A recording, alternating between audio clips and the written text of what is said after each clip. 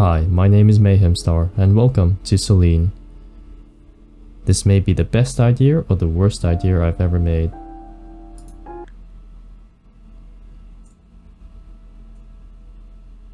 The sound was driving him crazy. Monotonous muffled thuds were resonating throughout his head with dull pain. The pain wasn't too strong, nothing unbearable, but that sound. More than anything else, he wanted the sound to just stop. Thud. Nevertheless, the knocking sounds didn't end. He knew it well enough because he himself was their origin. Thud, thud, thud. The nose of his slipper was hitting the rear of his desk over and over again like a huge fluffy moth frantically ramming against the window glass. He wanted plenty of things. He wanted to pay the rent in time this month, not to displease his landlady again. He wanted to finish the script, at least in draft, because a draft is way better than nothing, something he can work with. And he wanted to sleep. No, not quite that. The problem, a serious one, was that he didn't really want to sleep. He leaned back in his chair and rubbed his shut eyes, pressing his eyeballs until dancing pale lights appeared. Of course he took the sleeping pills. When a healthy 8-hour sleep gives way to a not-so-healthy 5-hour nap, then a 3-hour shut-eye break, and then goes away entirely, you stop thinking about how this will impact your liver. You just want to sleep. You need to sleep, especially if you have already taken an advance payment for the first part of a gig and the goddamn text won't just write itself. However, if the text could in fact write itself somehow, he would probably lose his job. He didn't have any illusions in this regard. As soon as neural networks get smart enough, he and dozens of other ghostwriters will vanish into morning mist of a new era in literature. He didn't have much of a name or connections, only some skill and a knack to meet deadlines for the most part. The client was content with this, and he was content with the pay, so everything went well until the pills started failing him. Blam. This time the tic got too strong. His foot jerked and hit the board with very noticeable pain. Seemed like he even heard his toes crack. He muttered a short curse and rolled the chair away from the desk, although he knew, now that his attention was not fixed on the blank text file, the tic should go away all by itself. It's funny how the consciousness is detached from the body. He often thought about it, especially while having insomnia. It's like you're working as a team but your partner starts pulling something. You seem to have common goals, but when all hell breaks loose you are suddenly left alone with it, and your partner is more interested in watching the fire than fighting it. In the end, you have no idea what's on his mind. Well, at least there won't be any more knocking. Good.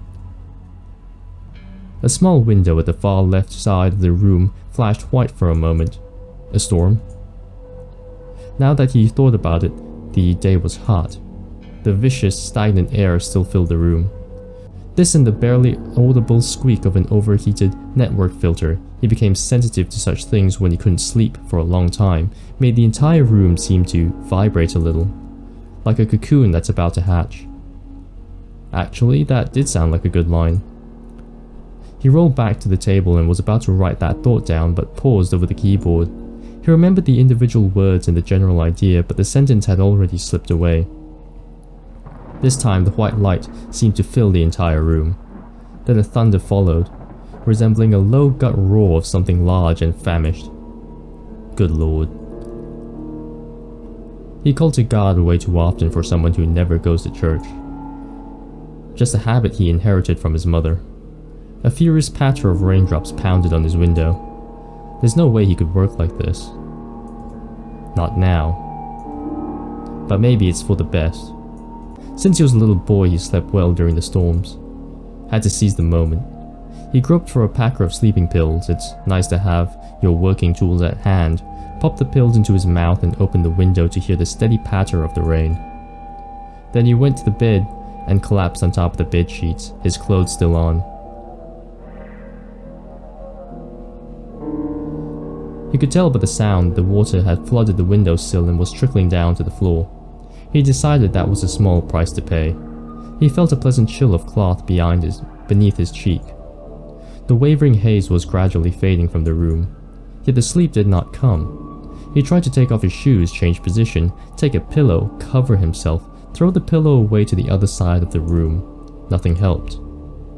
He just laid there with his eyes closed, and through his closed eyelids felt heavy. He knew it was an illusion. All in vain. He's not sleeping. He can't sleep. Thud. At first he thought he was imagining things. Thud. Thud. Thud. Sometimes the knocking paused, but it never stopped completely. The sound came from below, from the first floor. Someone was banging incessantly on the door. And with each thud he could feel the rage building up like a tight knot of pain around his stomach. He is trying to sleep. Is it really that hard to just leave a man alone? At least at night, at least in the house that he pays for, specifically so that nobody would bother him. He opened his eyes, easy just as he thought, sprang to his feet and ran down the stairs. Something was boiling inside him. Halfway to the door he took a turn to the cupboard and pulled out an old baseball bat. He wasn't likely to actually use it. He asked himself if he would as he reached for the door handle. No, he certainly wouldn't, but he's angry, and he wants the night guest to learn it. What the hell? The rain was still pouring, or rather it was actually getting stronger, as his mother would say, and the floodgates of heaven tore open. His mother used to say a lot of things. That was on the list of reasons why he had to rent this overpriced house where everyone could start banging on the door in the middle of the night. A cat, for example. What the hell? Whoa. Hello. Wait. I can't say that because that technically... No, you know what? Forget I said anything. He said it again, this time aloud. A cat was standing on his porch. She looked like a purebred British Shorthair in all respects except for the colour. Aside from the smoky grey head, it seemed as if she was dropped into a vat of white paint, while her lower part was dipped into a black one. Wet fur clung to her small, rather skinny body, dripping with water.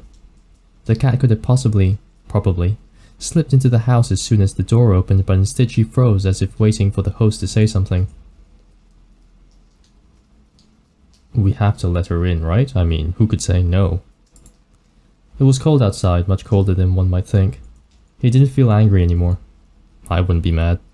Alright, come in. He stepped aside, freeing the doorway. The cat didn't move. So you don't want to, huh? He was about to say fine then, close the door, go back to the second floor, and lie in a suffocating half-sleep until morning. But he finally realized what was wrong. The bat. He threw it away, aiming for the sofa, but missed. The bat clattered on the floorboards. The cat followed it into the darkness, with the round, yellow eyes. The sounds didn't frighten her. He sighed.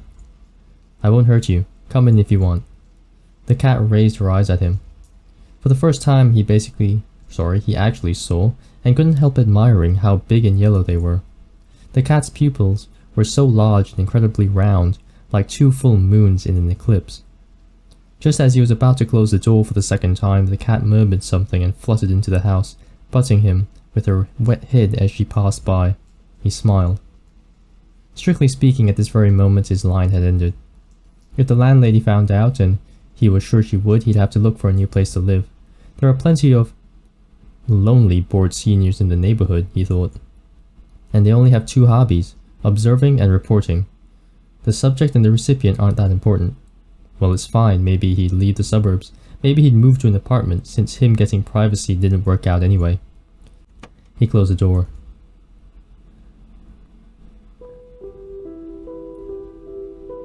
The cat explored the house with cautious curiosity, stopping by different objects as if trying to understand their purpose.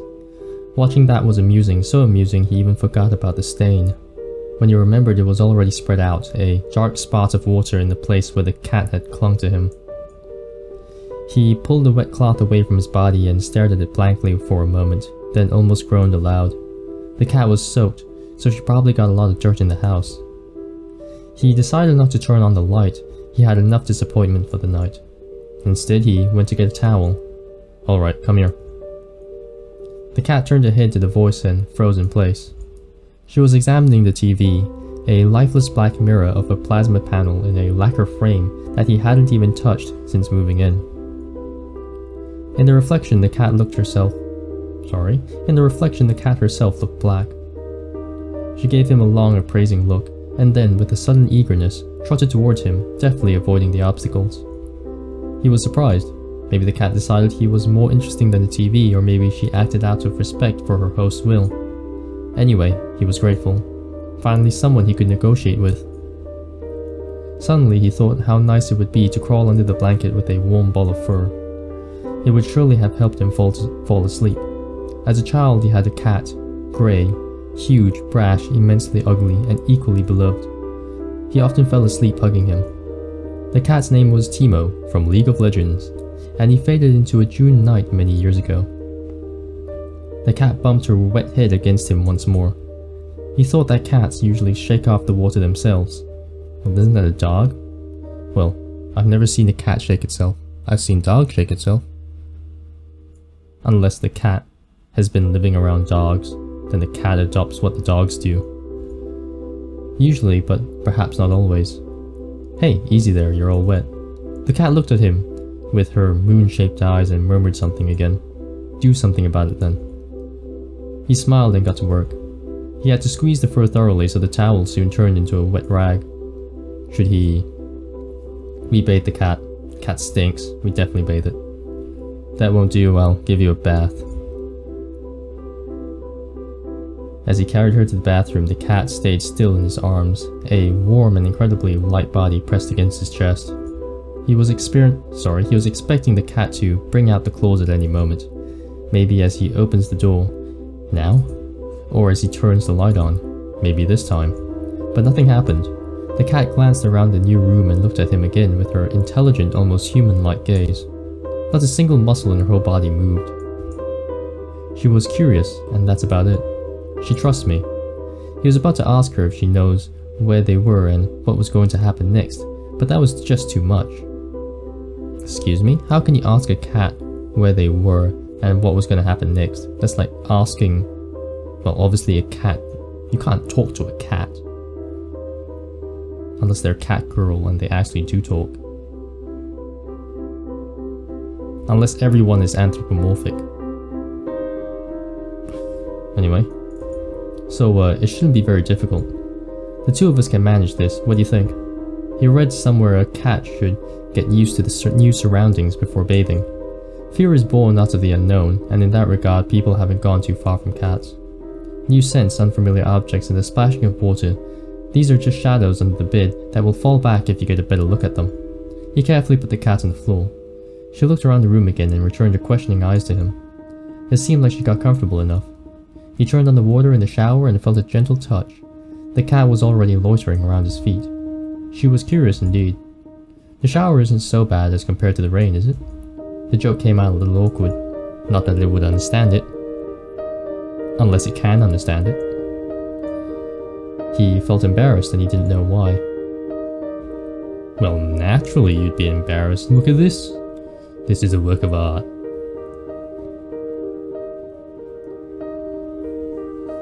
Oh, so look at that. If I move my mouse, we can shift the angle slightly. There's even the sound of the shower. That's very cool. She's just a cat. Can we still move it? Ooh, we can. Maybe it was because of how the water glistened on her skin, or how she was looking at him from under half lowered lashes. She was actually watching. He met her eyes and each time felt shame burn through him, but the shame was thick and sweet. He was a little dizzy. His hand slid over her smooth, wet skin, and each time he would ask himself, was it really necessary? To touch? No, it can clean itself, it's a cat. It has arms and legs, it'll figure itself out. Then he would feel her eyes on him and his thoughts would melt, running down her thighs with the lather, disappearing between her neat toes. What a weird thing to do, anyway. The bathroom shimmered, molten bright, pulsating with light, or darkness. Why would you... Pulsating with light or darkness? Just say pulsating with light. I don't know, I'm nitpicking. He felt he was losing his balance, and pulled his hand away, but she returned and pressed it to the wet hot skin covered in a soapy veil. Whoa. Yes. Can we move the camera? No, we can't move the camera. She guided it.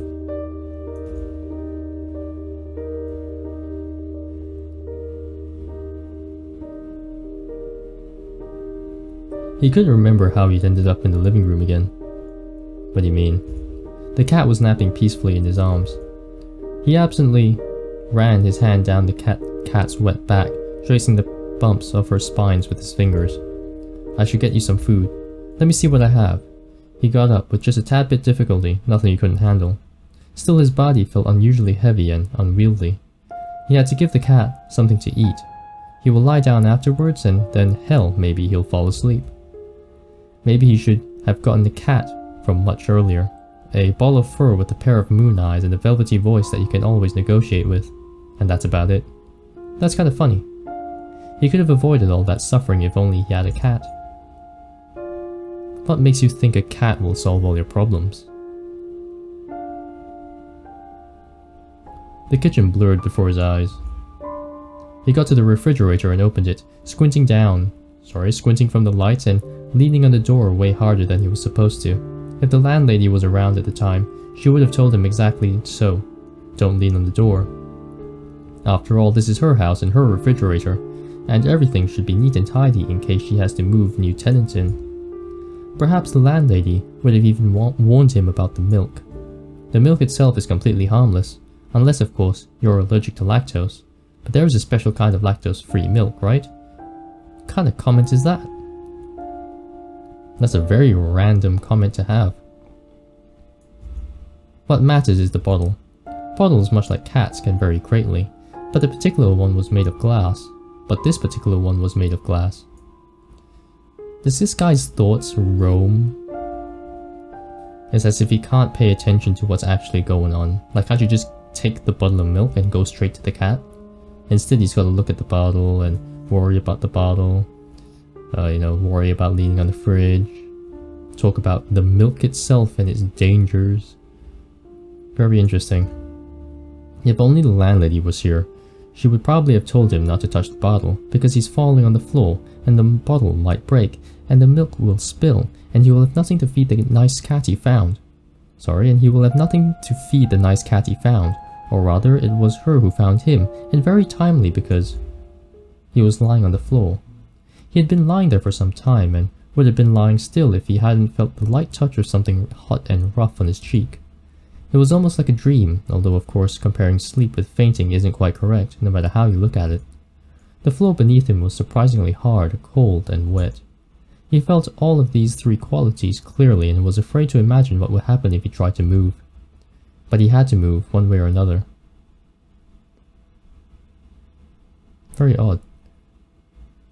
Just the way the writing flows is weird. I don't like the writing style, I'm sorry. At least to see what's up, because something hot and rough was still sliding up his cheek, gradually creeping up to his ear. He felt a warm breath, and then a cautious bite. Ouch. He jumped on the spot. A shadow rushed to the side, and then calmly began to lap milk from a puddle. That's a nice angle. It really is. Wait, I can't praise it anymore. It definitely has cat ears.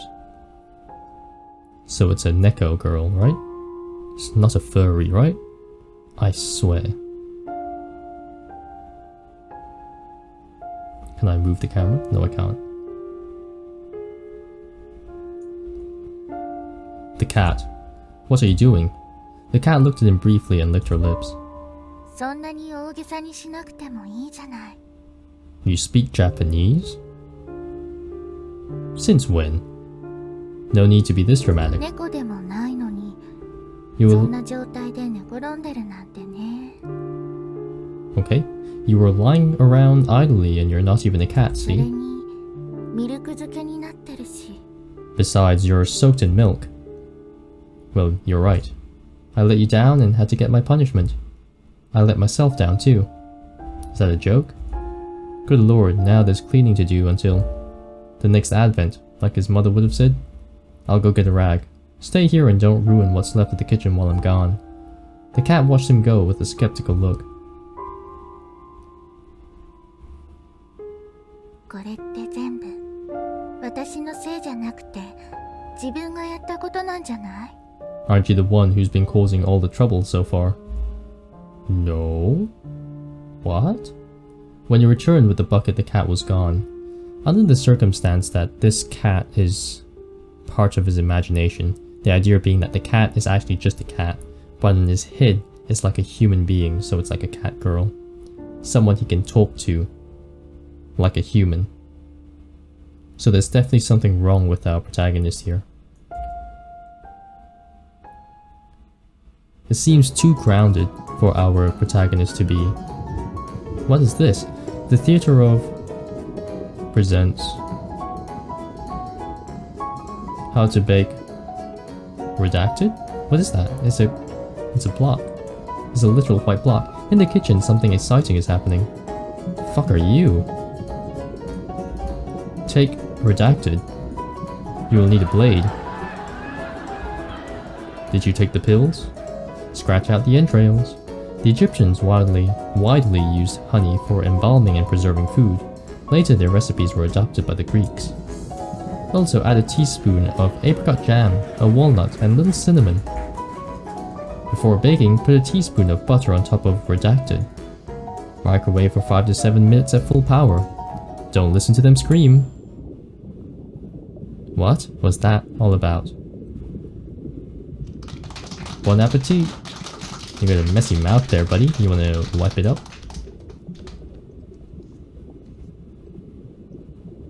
Are those sock puppets? I swear there's sock puppets. The next time you saw her was in a few days, or maybe in a week. He always had a bad sense of time, especially when he was immersed in his work. He still couldn't sleep, but at least he was making some progress with the script. It was a narrative game project, as his customer called it, but actually meant do whatever you have to finish it on time, else forget about the payment. And so he did, although he was resentful, and that got in the way a lot. The reason of those feelings was the cat. He knew how stupid that was, but he couldn't help it. He forgave her for the bite almost immediately, but that wasn't the thing. He was bitter about how the cat ran away despite him trying his best to take care of her. She was nowhere to be found in the house, so he immediately thought about an open window on the second floor. Maybe he should have closed it. He dwelled on the thought for a while. He even approached the window at some point, but in the end he decided not to do anything about it. He was hoping, and there was no shame in that, it's not the same as you turn up 10 and start eyeing girls, that the cat would be back. And she did. He had just settled himself on a sofa with some book.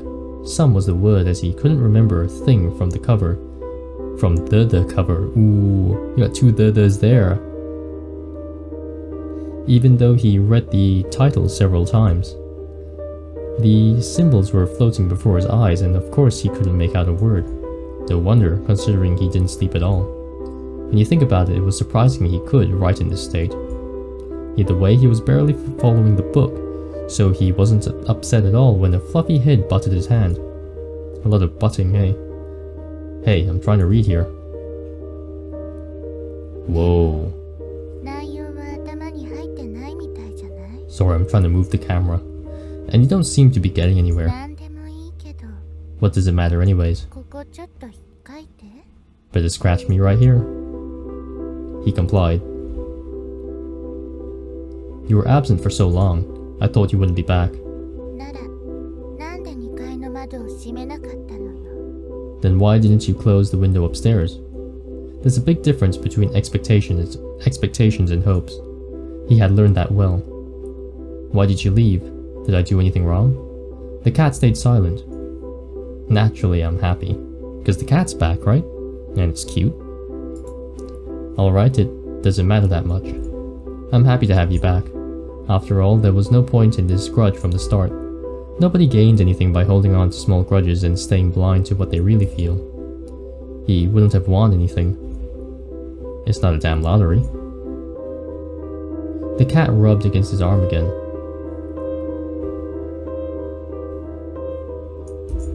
He put the book down and gently placed her on his lap. The locket around her neck, unexpectedly cold, touched his skin. Then he got a hunch. Did you go home? I thought it said lunch. 家なんかないわよ。 I have no home. Well, someone must be caring about you if they put that collar on. 別にただの首輪って場合だってあるわよ。 Sometimes a collar is just a collar. 知らなかった。 Don't you know? This time it was him who stayed silent. The cat buried her head in his stomach. Want me to take it off? 別に No. 私のだし。 It is mine now. それにこうしといた方が今後何かと都合がいいかもしれないし。 Besides, it's easier this way if I catch someone's eyes on the street. He nodded because if you think about it, that really was a reasonable choice. Still don't get it. I don't really get what the argument is. Anyway. The cat's fur was thick and smooth, very pleasant to the touch. He wanted to bury his face in it, find out what it smelled like. Please don't do that, it could be diseased. It could have roamed around the alleyways and been in all sorts of dustbins, so please don't. It could be maggot infested. Anyway. What she smells like. Do you have a name? もちろん Of course. みんなあるでしょ。 Everything has a name. Not everything. And what's yours? The cat looked at him carefully through her bright yellow eyes as if saying, take a guess, but she didn't actually say anything. On her locket there was a small engraving, a crescent moon that was dimly shining in the pale light coming out of the window. Selene. The cat looked up at him, and her pupils flickered into 2 full moons in an eclipse. Isn't Selene like Selene Gomez? And isn't there another Selene by the name of Catwoman in the Batman DC series? I think. Can't be wrong, can I? Whatever. Then she rubbed against his arm one last time and stood up, stretching, arching her back. 2階の窓は閉めないでね。 Don't close the window on the 2nd floor. I won't. She left, but the name stayed with him, in and around the house. How can a name stay in and around the house? Selene. So hummed the glass, white. So hummed the glass, white in the moonlight. Are you anthropomorphizing the glass now? So the glass is Selene and everything echoes Selene, is that it? Like everything is just obsessed with Selene. Is this an obsession? So whispered the long shadows of the branches outside the window.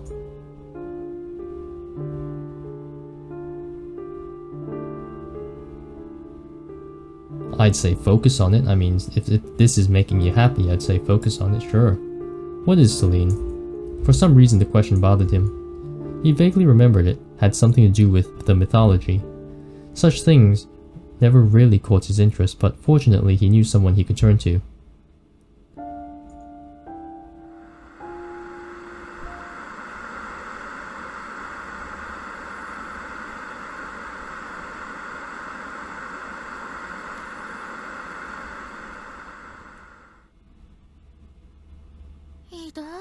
Who the hell are you? And what was that intermission? Was that supposed to mean something? Hope. Meanie. Ethan, you know I can't stand them. And you know it's me who'll have to take care of it after all. You're basically living in the office. Ethan never liked cats. And the dogs too, not much of a difference. He didn't like the very idea of keeping a predator at home, even a small one. He couldn't quite explain why. I mean, you could domesticate the cat, teach it to not go hunting birds. Can you even teach a cat? I've never had a pet, by the way. Hope sighed. She closed the tab with the Cattery's website, then slapped her husband lightly on the shoulder. Even so, the faces of the Persian cat, deeply depressed and equally concave, still lingered before his mind's eye. Ethan held up his hand in a conciliatory gesture. He knew it wasn't over yet. Hope is not the one to give in this easy. Is not one to give in this easy. She never was. And for him there was something incredibly appealing about it. Did she say... Is there a logbook somewhere? I think I misread something and I want to go back and get it right. No, that's not it. That's settings. What's this?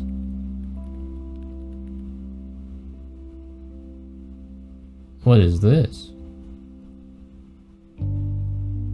this is meta. This is like...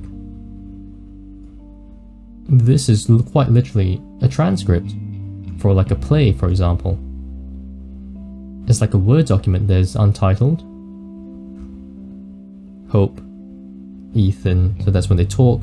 There's an indent, and they're centered, and then their words are indented again, maybe twice.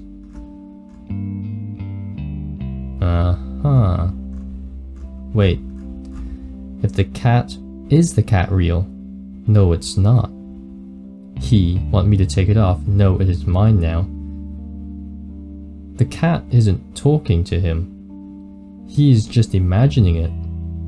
So the cat most certainly is just a cat. And whatever is going on in our protagonist's head, he is imagining the cat as a human being. But I wonder why. Like, how lonely do you have to be to do something like this? Because the cat doesn't talk. It's part of the narrator voice. Here, see? It doesn't say all of a sudden Selene in the middle and then no, it is mine now. No, it's no, it is mine now, but not indented, so it doesn't belong to any voice. It's part of the narrator's voice. I have no home. So maybe we can use this to figure out what's real and what's not real. Come to think of it, quite possible it'll be him who capitulates in the end, so Hope is real, Ethan is real. In a relationship you could always sacrifice something. You always have to sacrifice something. In 4.5 years, or even 5, according to Hope, he had learned this quite well. Suddenly Hope frowned, looking at the screen. Seems like you got an email from, damn, a tough one. I can't quite read it. It just hit your work mailbox. Why can't you read it? Aren't you all speaking the same language? Let me see, I hope I get a new project. The Middle Ages are fine and all, but they are starting to just pour out of my ears. Ethan reached for his laptop, but Hope grabbed it and dodged him. Right, why don't we talk contracts on a Sunday evening? So which one of us is all work and no play, Well, such are the benefits of freelance. Come on, give it back. Hope giggled, leaning over the armrest, hanging over the floor. Hope's defenses withstood several more attacks. Each time Ethan thought the laptop would definitely hit the floor.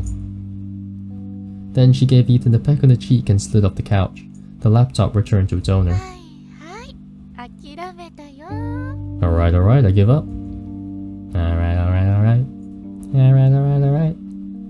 I mean, what if they actually give you a new contract, but in the same old Middle Ages? Now that would be a twist. Yeah, a hilarious one. But there was nothing about the Middle Ages in the letter, not to mention of the payment too. Ethan read it several times. Leaving the formalities aside, there was but one question in the letter. Ethan, or rather the part of him that was responsible for finding the accurate answers, got immediately engaged by the wording. What is Selene? Ethan rolled that question around in his mouth as if tasting it. Gross. At a glance, the answer was simple. Ethan's real passion was the early Renaissance, but he was a history consultant after all. At least, he liked to think of himself that way. The agency was paying him for a reason.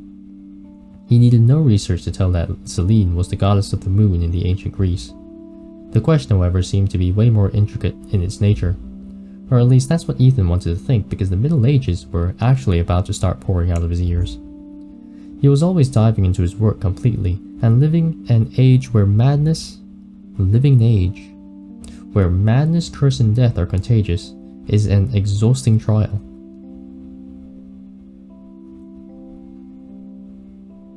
I'm just trying to comprehend what that line is supposed to mean. Anyway, he needed some distraction.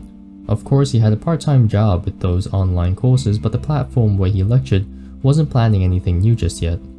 All in all, the request looked interesting, if not for one small matter, the payment, or rather the lack thereof. Ethan hesitated. The sender's name seemed familiar. He searched the email address and found out they already worked on a couple of texts. Both times his efforts were duly paid for by the agency. Ethan never worked for free. It wasn't his principle. Wasn't. There's no N. It's a spelling mistake. I'm not gonna be the, I'm not gonna pick on it, but But rather a matter of necessity. And the problem here was the fact that Ethan loved what he was doing too much, and if you were trying to make money from what you love, that's a slippery slope. A free service there, an unpaid consultation here, and then you go back to splitting the sheet protectors 8 hours a day, watching your dreams rust away. Besides, Ethan didn't want to let Hope down. Of course, she supported him when he decided to go freelance, but Ethan never wanted to take advantage of that. No, that won't do. He works only under contract and does not give free consultations.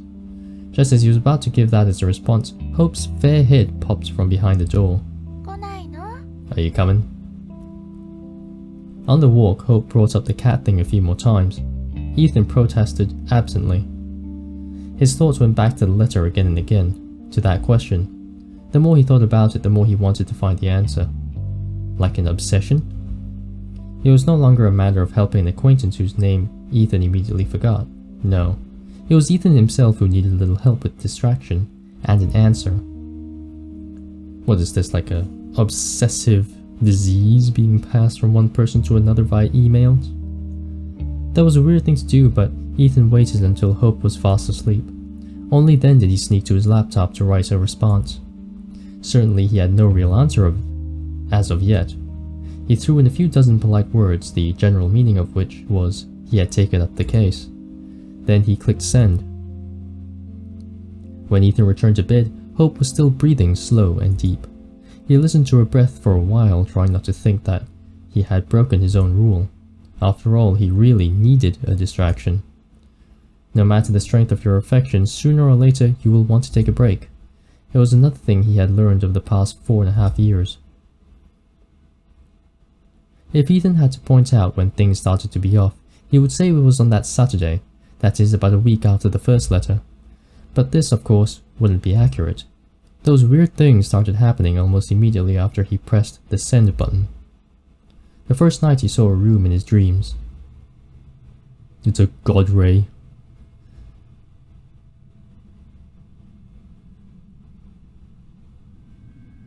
A chipped white ceiling and similarly rough walls lit with fluorescent lamps. Ethan couldn't see the lamps themselves, but he recognized the cold, shimmering light. They often used those lamps in offices. The lights filled the room to the brim. Well, I see shadows in the background. Anyway, Ethan thought it was about to burst, then the light would splash all over the room, just like the juice from a squashed tomato. There's a very big chair. A very impressive and intense zoom in. Apart from the walls and the light, the room had a red sofa. The sofa just stood a bit aside from the center, not too large, quite faded, flooded with shimmering white light. This light made the sofa seem to be trembling a little, and the room trembled with it, because it's alive. More god rays. Suddenly, Ethan thought it would be better if the sofa was standing right in the middle, so he pushed it. Why would you ruin something that's already normal? Just leave it where it is. Then he felt something on his temple, a touch. He had to flinch, scream, stumble to the side, yet he couldn't. He was paralyzed. Only his eyes could move, and they desperately tried to reach beyond his field of vision, where something was touching his temple. Ethan felt a faint flow of air as if someone was whispering in his ear. He did whisper. Just one word. He did whisper. Who is he? Ethan no longer remembered what the word was when he jumped up in his bed, gasping for air. It was Selene. He said Selene. And then he popped a fat chub. Anyway. Hope muttered something in her sleep and turned to the other side. It took a long time to get back to sleep, but by morning Ethan did pass out, and when he woke up the dream wiped out of his mind pretty quick. The task at hand interested him more than some muck spilling out of his subconscious. He was thinking about the task while he was chewing on the morning toast, driving to the bank, and all the way back. At the same time? or like separate events, like at different times. So he chewed a morning toast, then drove to the bank, then he drove back, right? It's not like he was chewing on toast while he was driving and thinking about something else other than the road. It was just like a Christmas present waiting for its time in the closet. The more you tell yourself you shouldn't think about it, the more you do. At home, Ethan tried to stick to his plan, working on the project he was paid for, but ended up sitting over a single report for several hours. He couldn't squeeze out a letter. To hell with it. After all, he was almost done with his current project. It wouldn't be much of a problem if he presented the result a bit later on, would it? Besides, it was already time for him to get a breather. One can't be spending so much time in a world where madness, curse, and death are contagious. Maybe he is in a world where madness, curse, and death is contagious, especially now that he's experiencing weird things. To hell with it, Ethan thought as he closed the files of the project he was paid for. There was plenty of information, but Ethan knew he would not get an answer right away. The accurate answers, just like the precious pearls, lay at great depths, but he had to go down to the very bottom. Ethan was not afraid. He had done it many times. His counterpart might have to wait for a week or so, but Ethan knew he'll manage to crack the riddle. Excuse me? Why are you flickering like that? What he didn't know is what else could be found at those great depths. And at some point in this investigation, things started happening. He started hearing sparse phrases even though he never turned on TV or radio, and Hope wasn't even at home. When he sat in front of the screen, once again trying to connect the dots in his research, he could feel someone looking at the back of his head. When he turned around, of course, there was no one in the room. Eventually, he taught himself not to turn around. He just got angry, pushed his fingers into his temples, when the familiar feeling appeared again. Odd flickering, huh?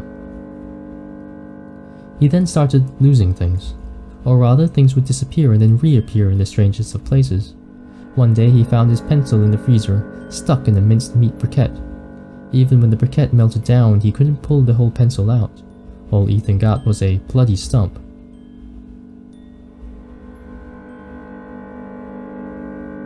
At this point, he could stop and think of it, but got distracted by the coffee maker and mindlessly shoved the stump into the trash bin.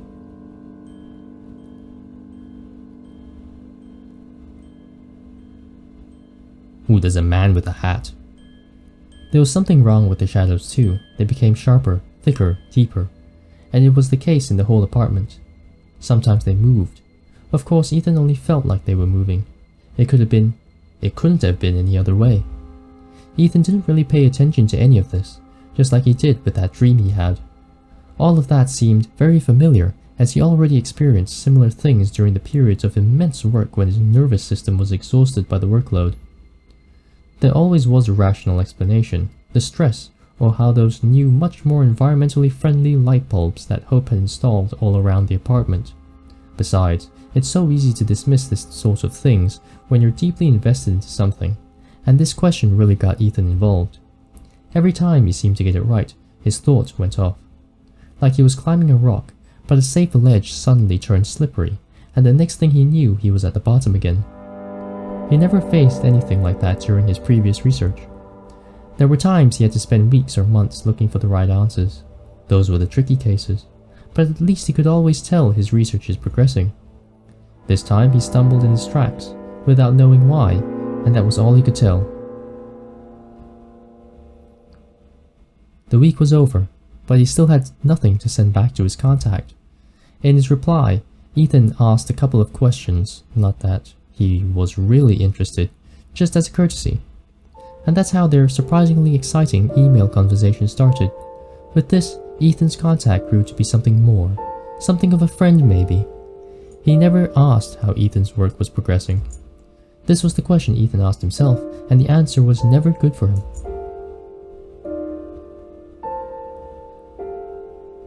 Of course, he started sleeping badly. Falling asleep was easy, but he woke up many times during the night, sometimes in cold sweat. Ethan could not remember his dreams. That night he woke up about 3 or 4 times. At first, Ethan was in love. At first, Ethan was lucky again to fall asleep almost immediately after he woke up. But at some point, his eyes got open again. This time, the sleep wouldn't come. Ethan felt terribly thirsty. I feel terribly thirsty. He felt no slippers on the usual spot. The noise could wake up Hope, so we decided not to look for them, and only regretted it when approaching the kitchen. The floor was bloody cold. So cold that Ethan unconsciously looked down. What? My voice was getting hoarse. That's why I started going a bit higher, but now it has dropped an octave. Very nice, I like. Whatever I'm looking at, I hope it's free. Well, I wouldn't mind chucking a couple dollars its way, but you know. Free show's a free show. And when he was looking up again, he saw a shadow. No doubt that shadow belonged to a woman. A naked woman. Ethan could barely see the points of her "I can't say that" as the shadow turned around. No wonder, it's freezing cold in here. And he's popped a half chub. The shadow moved slowly along the wall, floating in a rectangular pool filled with moonlight. She was dancing. She was dancing, and the humming silence in Ethan's ears was her music. Ethan was watching her, unable to move. He was paralyzed, just like back then in his dream, but he did not remember it. At that moment, he didn't remember anything at all, couldn't think about anything at all. What is this? He felt an itch in his eyes, and the momentary urge to blink. For a fraction of a second, he could only see the thick, viscous darkness, and when he opened his eyes again, there was no shadow anymore. Bugger, damn it. So I have to wake up at a particular time of the night just to see a light show? Shadow puppet show. Yes, I would definitely do that. You know, wait till like 12 or 1, chant something demonic into a mirror and have a naked lady dance in front of me. That would be nice. The glowing rectangle shifted its place and now lay on the kitchen floor at Ethan's feet. He could see the cold white light flowing into the seams between the tiles on the floor. For some reason, he took a deep breath and then stepped forward into the rectangle of light, and became a shadow, and he danced naked. Nothing happened. And what was supposed to happen? Did he really see? What did he really see, sorry? Did he really see anything? He walked deeper into the room, much bolder, grabbed the decanter and started to drink in big, greedy sips. Water streamed down his chin and chest, hitting the tiles on the floor, and poured into the grooves of the seams. Grooves of the seams? Seams have grooves? You mean grooves of the tiles, right? I suppose that's what you meant. No, that wasn't a delusion. The kitchen was completely empty and the floor felt warm again, and yet it wasn't a delusion. The floor was cold, now it's warm. What is it? Pick one.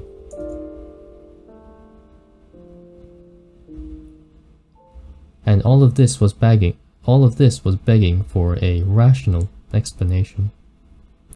And on that note, I will have to end that recording there. I will see you next time. My name is Mayhemstar. Bye bye. Bye.